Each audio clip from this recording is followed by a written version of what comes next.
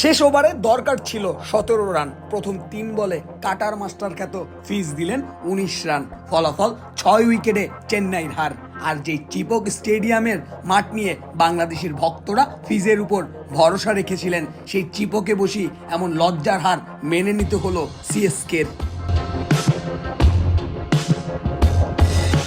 কি এমন হলো ফিজের যে কিনা লাস্ট 2 ওভারে 34 রান দিবেন? কোথায় হারিয়ে গেছে তার কাটার, স্লোয়ার, বাউন্সারের কারিশমা? তবে ম্যাচের শুরুর গল্পটা ভিন্ন ছিল।